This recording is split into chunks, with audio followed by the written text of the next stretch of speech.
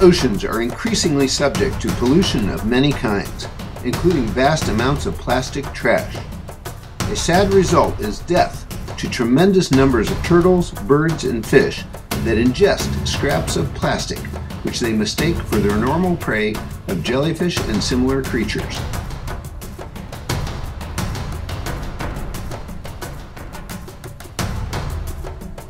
This California sea lion apparently became intrigued with a discarded plastic tube, now hopelessly stuck around its neck, almost certainly dooming it to a slow, miserable death by starvation or strangulation.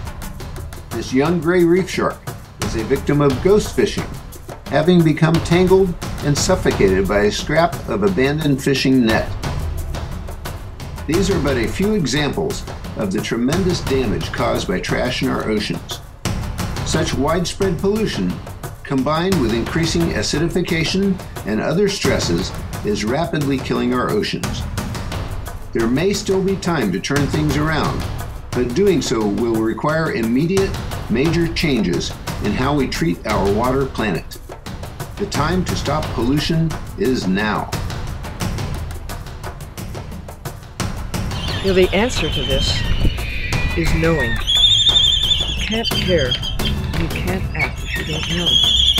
Humans have the power of knowing. We do have the power of acting. And this is the time.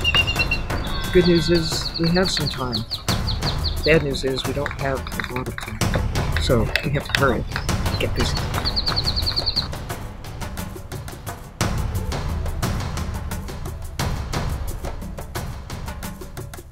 With the Gulf oil spill right after Katrina, I mean, that was the final straw for me. I just, I was so angry, and I had a chance to actually go out there and see it myself firsthand with the National Wildlife Federation.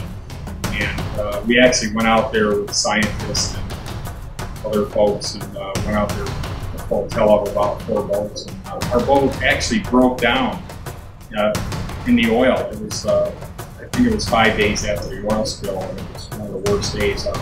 We all had to put on gas masks, and you could feel the oil actually saturating your skin and your face, and it was horrible, not only for the water, but also for the atmosphere. You knew immediately that this was going to poison the entire Gulf and possibly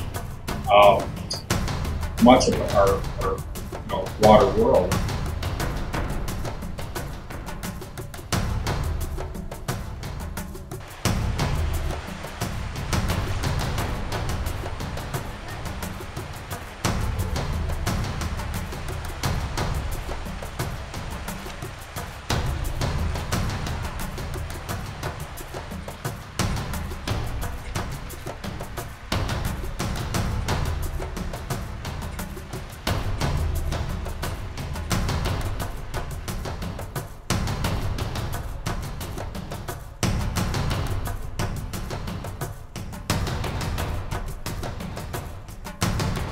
The northwestern Hawaiian Islands are the most remote part of the most remote archipelago in the world. This is a place where wildlife reigns, a place that belongs to the wildlife. Yet, an incomprehensible amount of marine pollution and debris has washed up on the beaches of all the islands and is littering the coral reefs. Even more disturbing, there is strong evidence of plastic pollution infecting the digestive systems of seabirds. Lesson learned?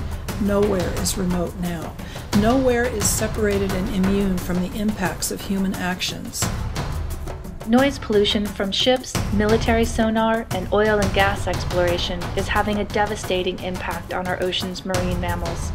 Man-made noise in the seas leads to communication problems for cetaceans, causing many to collide with ships, abandon their habitats, and beach themselves in an effort to escape. We must stop overlooking the impact our actions have on marine life as it seeps into their every aspect of existence.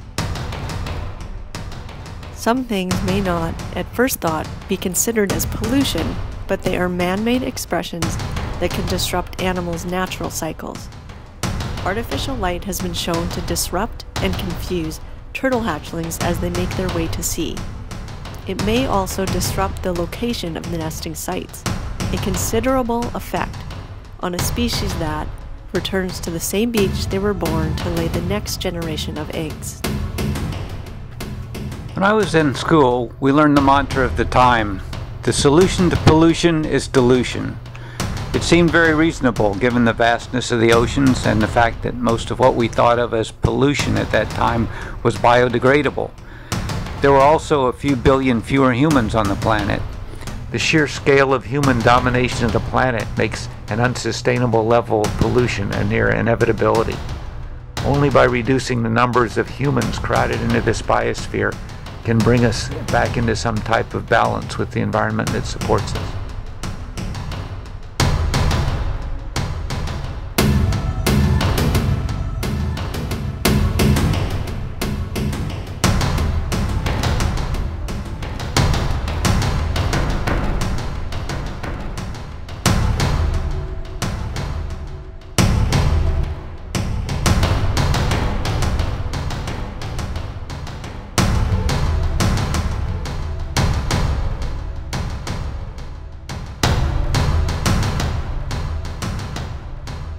Sea glass, though rare and naturally tumbled by the waves, is only one part of the list of human waste on the beach.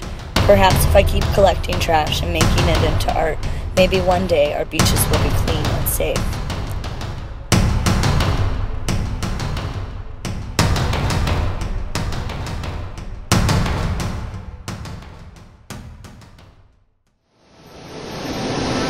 $4 billion years ago, the very essence of life was there in its earliest form.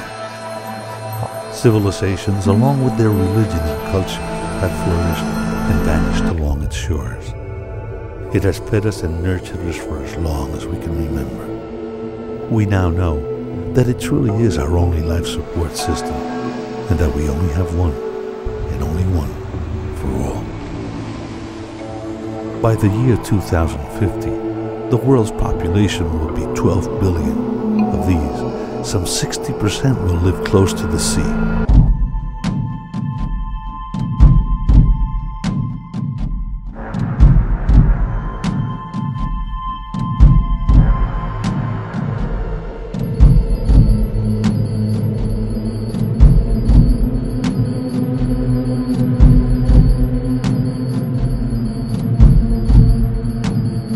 Our concept of life is mostly based on that nothing is truly long-lasting.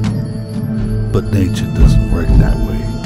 It all is part of a much larger plan, perfectly structured and all organized on a long-term basis.